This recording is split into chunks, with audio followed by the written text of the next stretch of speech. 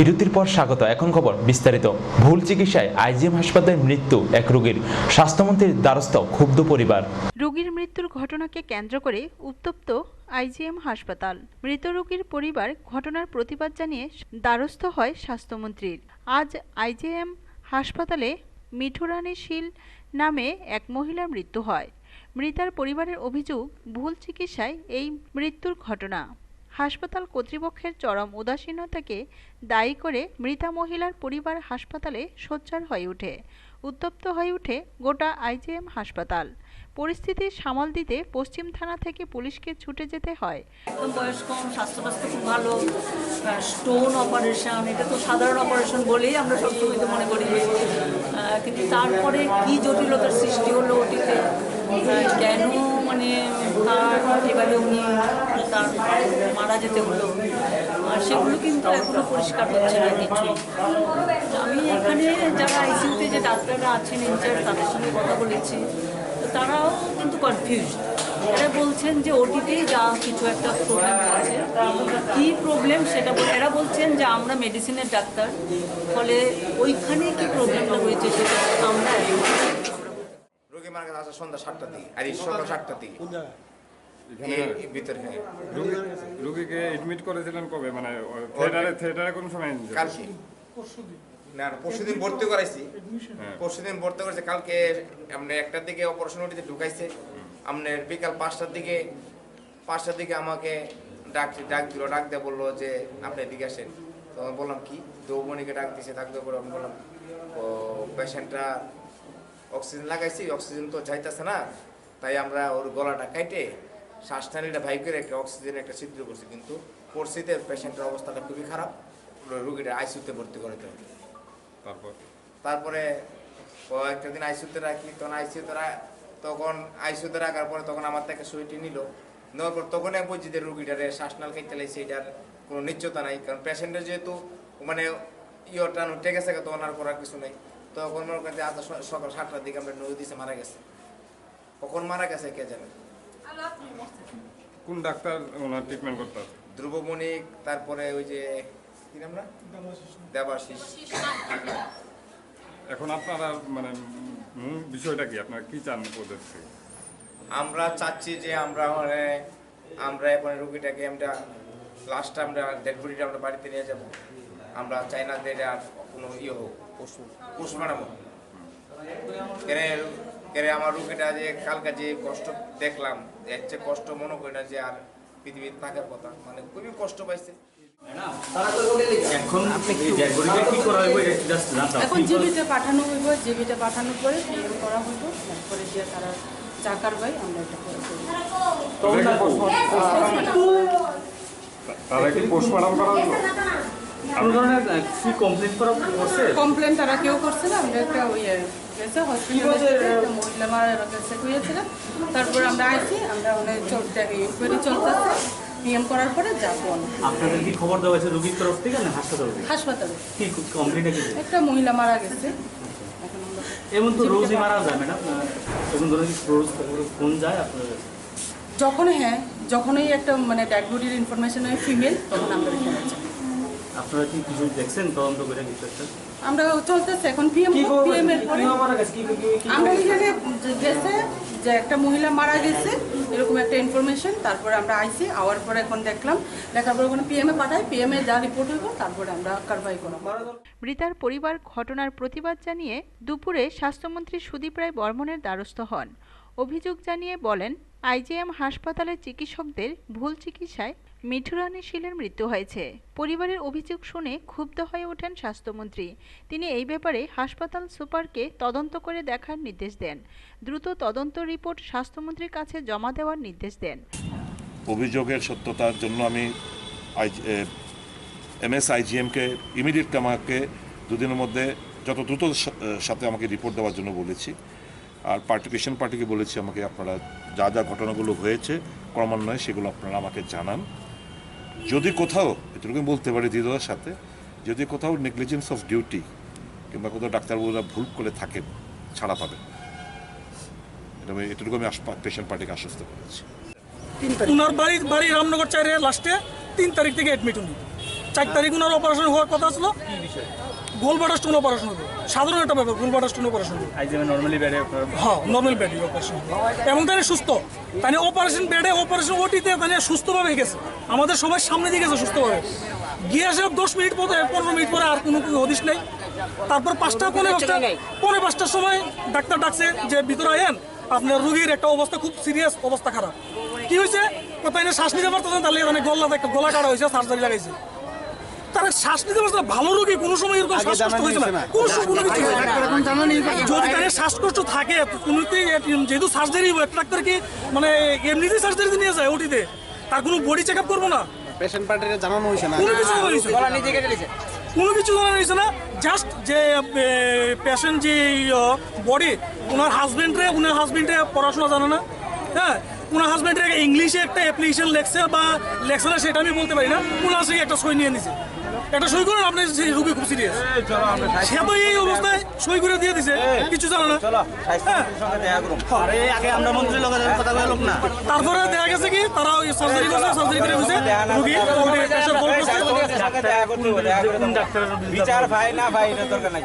এমনি তো পার্টিকুলার তাইনের যে সার্জারি কথা আছে ধ্রুবমণিক, হ্যাঁ, এইবার তারা একজনের কান্দে আরেকজনের একজনের দোষ আরেকজনের কান্দে তারা ছাপাইতেছে। হ্যাঁ, বেসিক্যালি ডাক্তারের নাম পাইছেন আপনারা? না, কোনো পাওয়া গেছে না।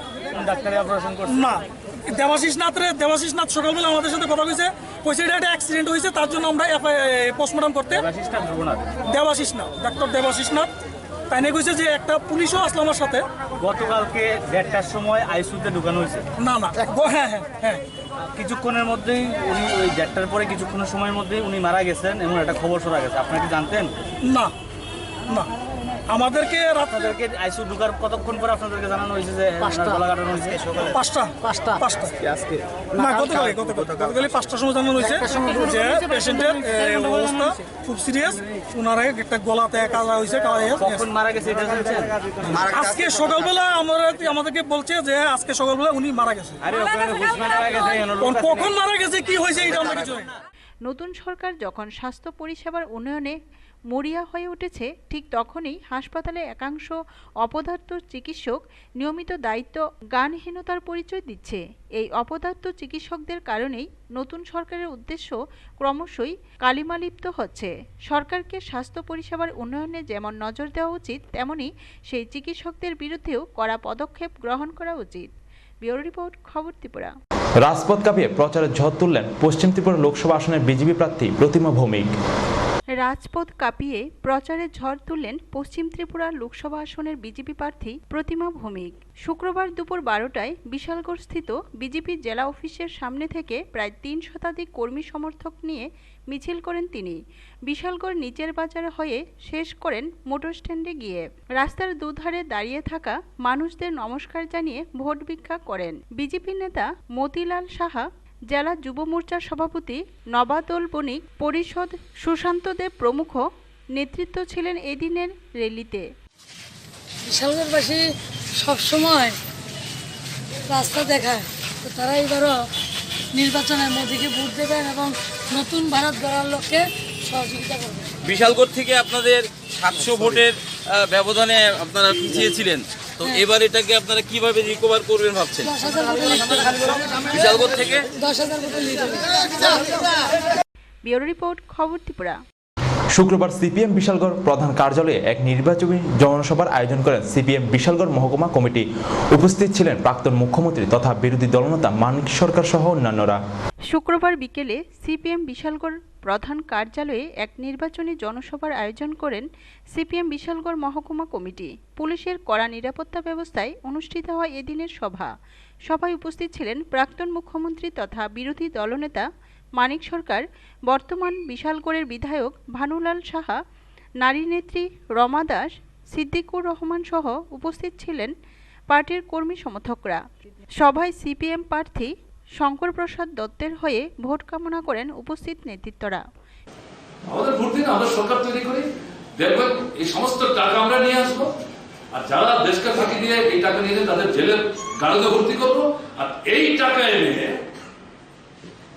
আমাদের দেশের সব মানুষের ব্যাংক অ্যাকাউন্টে তিনি কিন্তু শুধু 15 লক্ষ বলেননি, 15 থেকে 20 লক্ষ, 15-20 লাখ করে ঢুকিয়ে দেবো। আমি আজকে দেখলাম প্রথম 20 লাখটাও তিনি ব্যবহার করেছেন, শুধু 15 লাখ। এগুলো আমি একটু কম দেখতাম। এখন একটা যন্ত্র কিনে দিয়েছে আমাকে অ্যাসেম্বলি থেকে, মাঝে মাঝে সময় থাকলে এটা ঘাটি, এই সকালে ঘাটতে গিয়ে দেখলাম আরো কিছু দিয়েছে। এখানে আছেন কেউ? আপনারা তো অধিকাংশ লোক বিভাগ কৃষক, দূর থেকে যারা শুনছেন তারা, তাদের মধ্যে অনেক কৃষক আছেন বাজার হাটে বসে আছেন। 15 লাখ টাকা কারোর অ্যাকাউন্টে ঢুকেছে, 15 পয়সা ঢুকেছে, প্রতারণা। তাহলে এই জায়গায় দাঁড়িয়ে এদের বিরুদ্ধে খুব, এবং এই খুব থেকে আন্দোলন থেকে কি দেখা যাচ্ছে, গত লোকসভা নির্বাচনে তারা 100টার মধ্যে মাত্র 25টা ভোট পেয়ে সরকার করেছে, আর 69টা ভোট তাদের বিরুদ্ধে চলে গেছে, এক জায়গায় পড়েনি, ছত্রখান হয়েছে। পরিণামে তারা আসন বেশি নিয়ে সরকার তৈরি করতে পারল। এখন মানুষ যখন বুঝতে পারছে যে না, প্রতারক প্রবঞ্চক আমাদের ঠকিয়েছে, মিথ্যে ভাষণ দিয়েছে, এরা সরকারে গিয়ে কাজ করছে শুধুমাত্র বড় বড় পুঁজিপতি কর্পোরেট তাদের সাথে। এবং এদের জমানায় গত এই 4 বছরে কি দেখা গেল, বড় বড় পুঁজিপতি শতকরা 1/2। 4 বছর আগে যারা দেশের সম্পদের 45 থেকে 49 ভাগের মালিক ছিল, এই সময়ের মধ্যে তারা 73 ভাগের মালিক হয়ে গেছে। 45 বা 49 ধরলাম, তার থেকে 73 ভাগের মালিক হয়েছে। 70। ব্যুরো রিপোর্ট, খবর ত্রিপুরা। তিনি সেরা ওসি, মাফিয়াদের মেয়াদ বাড়িয়ে আবারও প্রমাণ করলেন ওসি সুব্রত চক্রবর্তী। কেন তিনি সেরা? পুলিশের শীর্ষ মহল কেন তার উপর ভরসা করেন, তাকে ভালোবাসেন এবং তার উপর বিশ্বাস ও আত্মবিশ্বাসী, তার প্রমাণ রাখলেন পশ্চিম থানার ওসি তথা সিনিয়র ইন্সপেক্টর সুব্রত চক্রবর্তী। নেতাজি চৌমুহনী এলাকায় ঠিকাদার সত্যব্রত রায় ও তার ছেলে সম্রাট রায়ের কাছে 5 লক্ষ টাকা চেয়েছিল এলাকার কুখ্যাত বখাটে বলে পরিচিত লাল সবুজ ছেড়ে গেরুয়াধারী সুজিত মজুমদার, প্রসেনজিৎ সূত্রধর উর্ফে কালু, শঙ্করদেব উর্ফে বংশী সহ আরও কয়েকজন। এই অভিযোগ পেয়েই ওসি সুব্রত চক্রবর্তী গতকাল বিশেষ অভিযানে গ্রেপ্তার করেন নেতাজি চৌমুহনীর নিগু মাফিয়া সুজিত অ্যান্ড কোংদের। এদের থানায় ধরে এনেই মুহূর্তের মধ্যে মেয়াদ ঝরানোর কাজটি সেরে নেন তিনি। মুহূর্তের মধ্যেই শোনা যায় মাফিয়াদের গঙ্গানির শব্দ। মাফিয়া সুজিত ওসি সুব্রত চক্রবর্তীর চরণযুগল বক্ষে চেপে কান্নায় ভেঙে পড়েন, স্যার, আর কোনোদিন এমন ভুল করব না, অন্তত একবারের জন্য ক্ষমা করুন।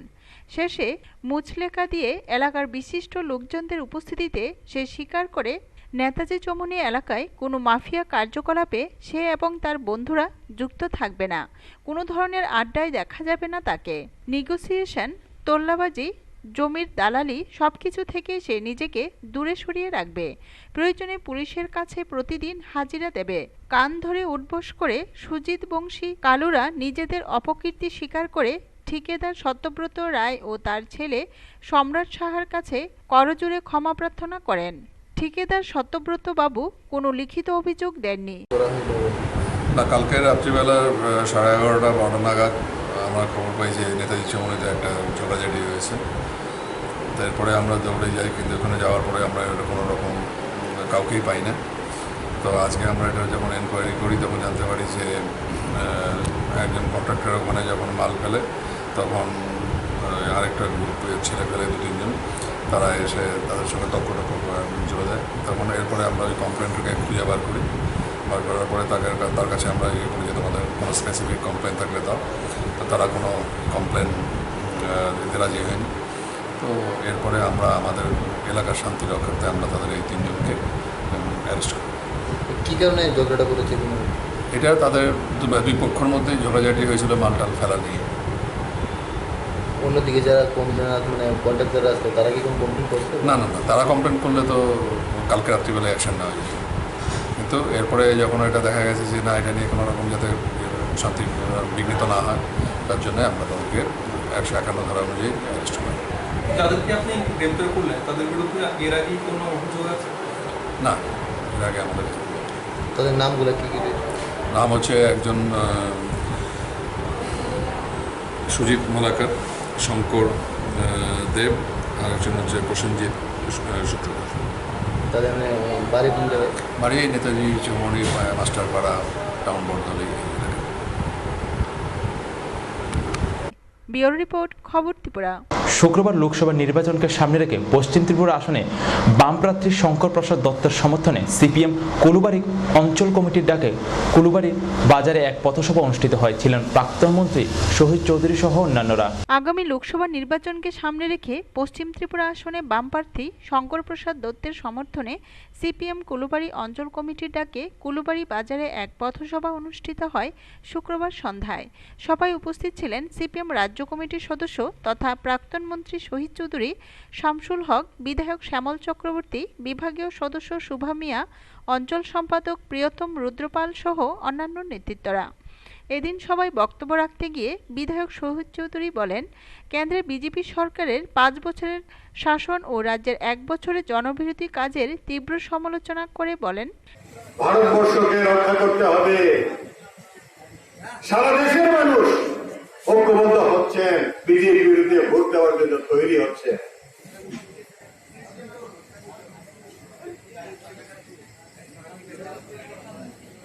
এদিন পথসভার আগে সিপিএম নেতাকর্মীরা একটি সুবিশাল মিছিল বের করেন। এদিনের এই নির্বাচনী পথসভায় অঞ্চল এলাকা থেকে আগত কর্মী সমর্থকদের উপস্থিতি ছিল লক্ষণীয়। সুকান্ত বর্মনের রিপোর্ট, খবর ত্রিপুরা। নাশকতার আগুনে পুড়ে ছাই হলো দোকানঘরে একটি অটোসহ বেশ কিছু মূল্যবান জিনিসপত্র। ঘটনা সোনামুড়া থানাধীন সোনাপুর পঞ্চায়েতের পাহাড়পুর এলাকায়। নাশকতার আগুনে পুড়ে ছাই হলো একটি দোকানঘর, অটোসহ বেশ কিছু মূল্যবান জিনিসপত্র। ঘটনা সোনামুড়া থানাধীন সোনাপুর পঞ্চায়েতের পাহাড়পুর এলাকায়। ঘটনার বিবরণে জানা যায়, এলাকারই বাসিন্দা রফিক মিয়া পেশায় অটো চালক। সারাদিন অটো চালিয়ে রাতে বাড়ি ফিরে প্রতিদিনের মতোই তার বাড়ির সামনে দোকানের পাশে তার অটোটি রাখে। হঠাৎ মধ্যরাতে টের পায় রফিকের স্ত্রী রুবিয়া আক্তার অটোর মধ্যে ও তার দোকানে আগুন জ্বলছে। সে চিৎকার শুরু করলে ছুটে আসে বাড়ির মানুষ ও এলাকার লোকজন। খবর দেওয়া হয় দমকল বিভাগে, কিন্তু মুহূর্তের মধ্যে পুড়ে ছাই হয়ে যায় অটোসহ দোকানের মালপত্র এবং রফিকের ঘরতরির জন্য রাখা 1 লক্ষ টাকা। মুহূর্তের মধ্যে শেষ হয়ে যায় রফিকের সবকিছু। তার স্ত্রী রুবিনা আক্তার জানায়, কিভাবে আগুন লাগলো বা কে আগুন লাগালো তা তারা জানে না। এই আগুনে তাদের সব শেষ হয়ে গেছে। আগামী দিনে কি করে তারা সংসার চালাবে তা তারা কিছুতেই বুঝতে পারছেন না। গাড়িটাই দিকে ছিল, গাড়ির মধ্যে আগুন লাগছে। গাড়িটা কি ঘরের বাইরে থাকে? হ্যাঁ, বাইরে থাকে। আচ্ছা, তারপরে এই গাড়ি থেকে গরম দোকানের মধ্যে লাগছে। দোকানের মধ্যে বড় বড় তেলের প্যাকেট, কার্টন ছিল, বিস্কুট, চাল, মরিচের গুঁড়ি, হলুদের গুঁড়ি, জিরা, ধনিয়া, অনেক জিনিস আছিল। বিস্কুট, ফ্রিজ, চৌকি 2টা।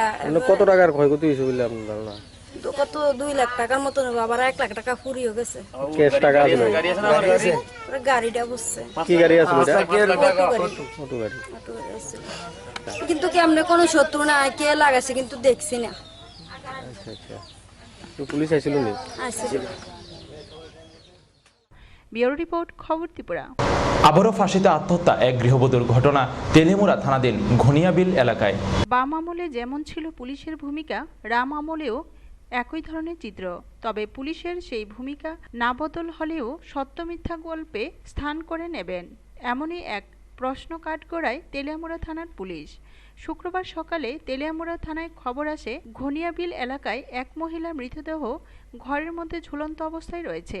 ঘটনাটি তেলিয়ামুড়া থানাধীন ঘনিয়াবিল এলাকায়। মৃত আত্মঘাতী গৃহবধূর নাম নিকা সরকার। সামাজিকভাবে বিয়ে হয়েছিল ঘনিয়াবিল এলাকার সুধীর সরকারের সাথে। যদিও পুলিশের অভিমত মানসিকভাবে খারাপ ছিলেন আত্মঘাতী মহিলা, তার ফলেই আত্মঘাতীর ঘটনা ঘটল। আজ সকালে ঘনিয়াবিল এলাকা থেকে খবর আসে, সুধীর সরকারের স্ত্রী ফাঁসিতে আত্মহত্যা করে। পরে পুলিশ মৃতদেহটি উদ্ধার করে তেলিয়ামুড়া মহকুমা হাসপাতালে নিয়ে আসে। ময়নাতদন্তের পরে মৃতদেহটি পরিবারের হাতে তুলে দেওয়া হয়েছে। কি কারণে হয়েছে কিছু মানে কারোর সঙ্গে কি কোনো শত্রুতা নেই কিংবা অন্য কিছু? না, তা নেই। তো এমনিতে মানে কি হয়েছে ঘটনাটা, এক্সাক্ট ঘটনাটা কি হয়েছে একটু কোন তো, মানে কিরকম অবস্থায় পাইছেন আপনারা? আমরা বড় ভাই ঘুমতে উঠছে, গুরু ভাই উঠতেছে, গিয়ে দেখছে ফার্স্ট লাইক মানে ঘরে ঝুলন্ত অবস্থায় পাইছেন, লাগে না আছে মানে ঝুলিয়া রয়েছে এরকম। এদিকে কী কারণে আত্মহত্যা করতে বাধ্য হয়েছে নিকা সরকার তা নিয়ে পুলিশের তদন্ত প্রয়োজন। কিন্তু বাম আমলের পুলিশ রাম আমলেও কোনো পরিবর্তন হয়নি তেলিয়ামুড়া থানা পুলিশের। আত্মঘাতের কোনো ঘটনা ঘটলে মানসিকভাবে খারাপ হয়েছে সেটা বলতে ভুলেন না পুলিশ। আজ সকাল 7:30 নাগাদ আমাদের কাছে একটি ইনফরমেশন আছে যে নিকা সরকার, স্বামীর নাম সুজিত সরকার, ওই মহিলা নাকি তার বসত বাড়িতে সকালবেলা ঝুলন্ত অবস্থায় মৃতদেহটি পাওয়া গেছে এবং ওনার বাড়ি থেকে জানানো হয়েছে উনি আত্মহত্যা করেছেন। উনি একটু মানসিক ভারসাম্যের মতো ছিলেন, রোগাগ্রস্ত ছিলেন। সঙ্গে সঙ্গে আমরা আসি, এখন মৃতদেহ আমরা নামিয়ে ময়নাতদন্তের জন্য নিয়ে যাচ্ছি। ব্যুরো রিপোর্ট, খবর ত্রিপুরা। স্বাধীনতার 72 বছর পেরিয়ে গেল পাকা ব্রিজ থেকে বঞ্চিত এবং জীবনের ঝুঁকি নিয়ে বাঁশের পোল দিয়ে যাতায়াত করতে হচ্ছে মালনাং পাড়া এবং চাপিয়াপাড়ার মানুষদের। স্বাধীনতার 72 বছর পেরিয়ে গেলেও পাকা ব্রিজ থেকে বঞ্চিত, জীবনের ঝুঁকি নিয়ে প্রতিনিয়ত যাতায়াত করতে হচ্ছে এই উপজাতি এলাকার মালংরাই পাড়ার এবং চাপিয়াপাড়ার মানুষদের। ঘটনার বিবরণে জানা যায় 36 শান্তিরবাজার নির্বাচনী কেন্দ্রে ভোট প্রদান করেন এই উপজাতি এবং সংখ্যালঘু পরিবারগুলো, কিন্তু মাতাবাড়ি ব্লকের তৈনানি ভিলেজের মালইং রায়পাড়া এবং চাপিয়াপাড়া তাদের বসবাস। এই বাঁশের পুল দিয়ে কচিকাঁচা শিশুদের অঙ্গনারী স্কুল এবং মালংপাড়া স্কুলের ছাত্রছাত্রীদের যাতায়াত করতে হয়। প্রায় 300 রিয়াং জনজাতি এবং অল্প সংখ্যক কিছু সংখ্যালঘু পরিবার রয়েছে এই দুটি পাড়ায়। নদীর অপর সাইডে একটি মেলা হয়। এই মেলায় আসা সকলেই এই বাঁশের পুল দিয়ে যাতায়াত করেন। প্রতিনিয়ত দুর্ঘটনা ঘটছে এই পুল দিয়ে যাতায়াতের সময়, জানান এলাকার মানুষ। বামপন সরকার থাকতে অনেকবার এই গ্রামীরা লিস্ট করেও দিছে, ফাটাইছে, ওই রাস্তার লগে কোনো নামগন্ধ নেই। ওইব এর দূরে কইছে, ওইব হ্যাঁ যাইব, এইবার না সামনের বছর হইব, এমন করতে করতে শেষ। কারা কইতো এরকম? রাস্তা হইতো না। কারা কইতো এরকম? ওই তো দেশের প্রধান মেম্বার আছে না, এরা কইতো। কোন পার্টি তারা? ওই তো সিপিএম বামপন পার্টি যারা করে গেছে। না, তারা তো বলে আমরা গরিবের সরকার, গরিব মানুষের জন্য রাস্তাঘাট, বিদ্যুৎ, পানীয় জল করছি। তো এটা কি বাস্তব? কইতে তো কয় সবাই, কইতে তো সকলেই বলা, কামে যায় না বোঝা যায়, এটা তো নিজে বুঝেন না। ব্রিজ আর রাস্তাটা এটা বিলে কইতে আছে তারা, আমরা যে এলাকার প্রধান আছে না মেম্বার, তারা করতে আছে। আশা করতেছেন? হ্যাঁ, আমরা একটু আশা করতে আছে কি নতুন সরকার বিলে আমরা একটু আশাটা মানে গুরুত্বটা দিতে আছি আর কি। হয়তো পারে ইয়ে করে। ভারী বর্ষা হলে জলের স্রোতে ভেসে যায় এই ব্রিজ, তখন আরও সীমাহীন দুর্ভোগ পোহাতে হয় এই দুটি পাড়ার মানুষদের। এলাকার মানুষ আরও জানান, এডিসি প্রশাসন উপজাতি এলাকায় কোনো কাজই করছে না। ত্রিপুরা অটোনমাস ডিস্ট্রিক্টের 28টি সিটের মধ্যে 28টি বামেদের দখলে। বামফ্রন্ট প্রার্থীরা জয় হওয়ার পরে এই দুর্গম এলাকার উপজাতিদের দিকে ফিরেও তাকাচ্ছে না আর। তাই এখন এ রাজ্যে নতুন উন্নয়নকামী সরকার প্রতিষ্ঠিত হওয়ার ফলে উন্নয়নের স্বপ্ন দেখছেন গ্রাম পাহাড়ের মানুষ। তাই সকলেই চাইছেন এ রাজ্যের জনকল্যাণমুখী সরকার যাতে এই দুটি পাড়ার যাতায়াতের সমস্যা দ্রুত সমাধান এগিয়ে আসে, এটাই প্রত্যাশা সকলের। চিনিব আগে যে 35 বছর বামফ্রন্ট সরকার যে সময় ব্রিজ খাইয়ে মেরামত খেলি দিন বড় কোনো অ্যাকশন লাইয়া ইনকে তাও ফোনো চং বিজেপি সরকার টংফোনো চং বড় কমপ্লেন খেয়ে ইনকে তোমার চিন অসুবিধা বাইসাইকেল নাংনাই চং वातै फाइके और तैतनाय इनके तैतफ्रों के चिनो सुविधा इनके और बारवाले स्कूल पतंगो इनके यांग मालंगराय पार्क और प्राइमरी स्कूल पतंगो इनके चिराइराव और यांग दिन थांग इनके बिलाय कष्ट अवश्य चिनी प्रॉब्लम। तो बनी बागै तब पार्टी जे सरकार दङ बा बरगनो साहाके तामसा बरनो सागा बरनो साय बर नायग्राना सागो बर रिनाइड एरिया कुनो जुनो फाइनाली काउसायाको एखनो जों दाबिखाय दं दाबिखाय परेबो बर रिनाइड एरिया अब जों सिया किन्तु बर नायग्रानो सागो। ব্যুরো রিপোর্ট, খবর ত্রিপুরা।